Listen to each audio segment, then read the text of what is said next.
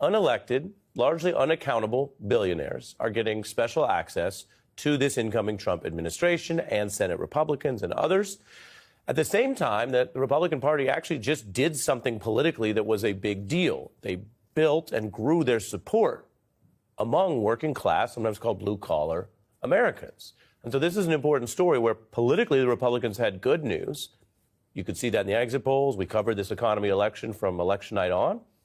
But that political step was, by all accounts, Republican voters, observers, supposed to be matched by some sort of delivery mechanism for those working class Americans. So keep that in mind as you look at scenes like this, as the world's richest man, Elon Musk, makes this sort of big kind of hero's welcome entrance into the buildings and around the Capitol and the Senate because he's holding private meetings with top Republicans. You could also see he's joined by a very successful, very wealthy businessman, Vivek Ramaswamy.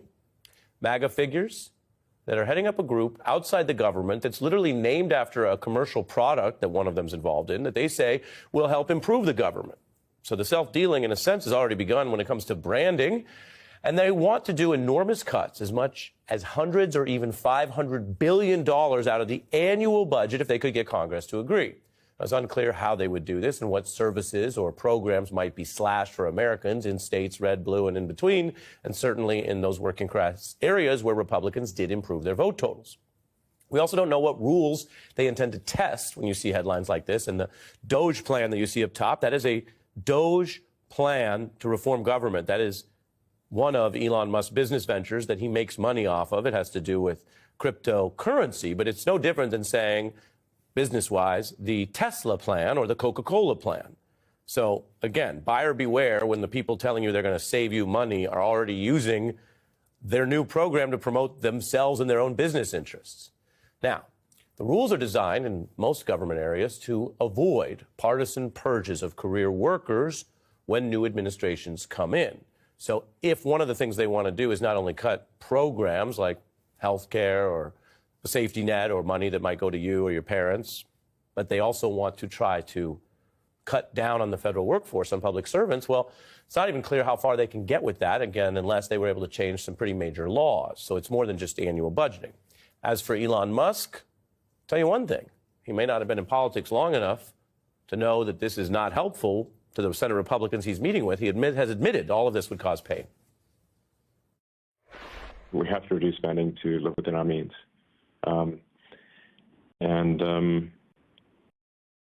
That necessarily involves some temporary hardship, but it will ensure long-term prosperity.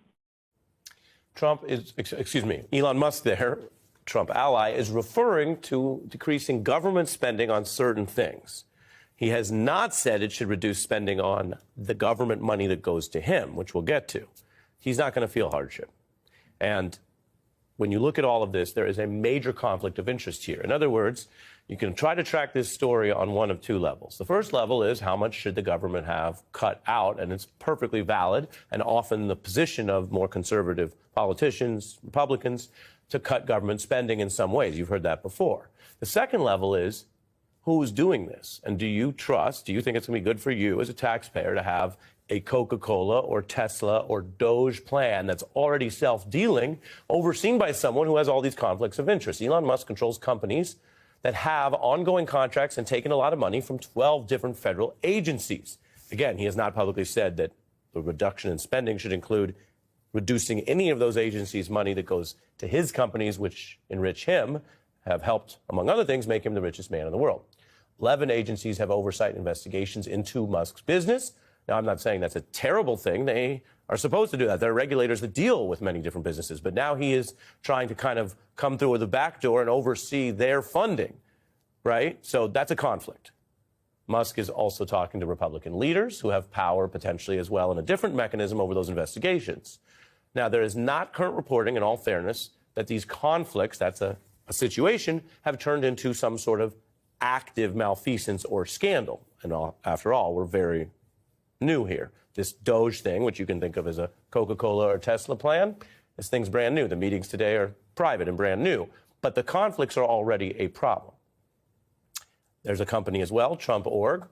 You might recall, whatever you think about The whole year we lived through, there was a fair process with a jury and a system that found that was a company doing fraud.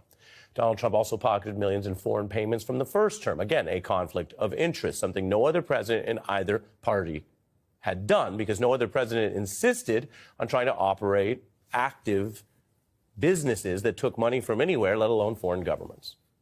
And then there's the second term issues. The New York Times has been reporting that basically, based on what happened in the first term, which had a lot of ethics problems and scandals, a lot of agency heads that Trump picked were pushed out and ultimately basically held to account in ways that he was not and lost their jobs. We did a big report on that heading into the election. And now they're planning fewer ways to have guardrails, which you can interpret as concern about the past scandals, that they just don't want to deal with the headache, or that they are basically saying it's open season for all kinds of people to use the government for personal gain.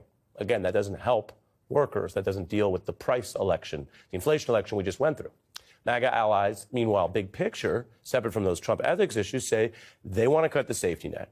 And then they want to also shift resources by cutting the safety net, but then taking money from those programs and effectively over time shifting them to the wealthiest Americans through more millionaire and billionaire tax cuts. And so some of the final polls before the election did show, as I mentioned, Donald Trump ultimately edging out Harris by 7 points on handling the economy and, again, all the prices concerns. But these are the plans. We're past what I call that good news for Republicans in the campaign, and we're getting towards the governing. And Trump's bringing in these billionaires also directly in the administration. Musk wants to have it both ways. He wants to oversee government spending while still getting a lot of government spending, but not taking a kind of job, because he knows, he's a sharp, shrewd operator, that if he did what some of these folks are doing going into the second term, they would then be subject to even more rules and oversight, and they would be government employees. He's not doing that, but these others are. And so they may have their own billionaire ideas about priorities. But you have to keep your eye on what they're doing, not just on the branding, the Musk, Doge, Tesla government plans and the talk of saving you money, when the person doing that talk and the other billionaires seem to be pretty good at one thing: amassing their own wealth through any which way they have to, including the countries, often many countries that they deal with, government contracts, tax codes, and the rest. And if that's what they're known for, you have to ask, do you believe them and the incoming Trump administration that campaigns so much on working class values, that they are going to switch from what they've been doing their whole lives, amassing wealth for themselves, and suddenly put all of that effort to amassing what? Wealth for someone else? Wealth for you? And wealth for you at their expense? One of the clarifying aspects of your introduction to this is the connection between the individuals who are now running the oversight of these programs and the government to fix it and to make it better, and how they're going to be impacted. So my question to Elon Musk is, so are you cutting back on your government contracts, the amount of government money that's being spent for your benefit, for your personal wealth and growth? In the programs that you're doing, you're trying to get to Mars. So do we, need to cut back on that? Because I'm sure there's a lot of waste in that program that you're collecting $1 billion check from, right? So that's the reality here for us. But the reality for him is, let's look at Medicaid and SNAP programs. Let's look at education and child care programs. Not the things that affect me, because I don't have any child I need to care for, and I damn sure am not on SNAP, right? That's not my issue. My issue is I collect $1 billion a month from what I'm doing.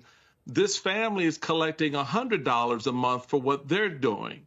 And so that's the balancing act that the Trump administration is going to have to confront. And the Republicans in the House and the Senate, Ari, who now manage all of that and are in control of that, that's the governing part, right? We're going to have to realize that a lot of the programs they want to cut affect the people who live in the very red states and districts that they represent. Don't believe me. After the election, all these Republicans love putting up that big red map, how red the country was, right? Well, let's start cutting and see how much blood you take from those red districts in those red states. Yeah, and to your point, I mean, here's the New York Times report, and there have been many about this, basically saying Republicans are actually going to probably oppose some of these so-called, they call them, the Times called it Biden's triumphs. You can call it domestic spending. Trump supporters expressed concern about how the potential rollbacks of some of these laws, including green and other programs that basically did what you just mentioned, put funding into red districts, how that could affect job losses, hurt companies. Again, at the baseline level of the workers that we heard so much about in the election, not the billionaires who are going to get this tax windfall while they claim to oversee the government. Keep in mind, guys like Elon Musk and even Vivek Ramaswamy, and certainly a lot of the folks who are coming into this administration have all been takers. They've never managed a government budget. They've never had to run a city. They've never had to manage a state and balance trash collection against educational programs and healthcare programs. You know, elected officials are elected to sit there and make those hard choices and explain to people why. So when Elon Musk said, yes, there will be pain associated, pain for who? Not you, bro. You're not feeling this. You know, you've never felt it. You have never felt what it's like to have a food stamp program cut and all of a sudden you can't shop where you wanted to shop or buy the food you need, or have your health care taken from you or reduced, and then wonder whether or not you'll be able to continue the level of medication that you have for your mom or yourself. You've never had those concerns. So why are you the one making those choices? You're unelected. It's not even a real department. It's all made up.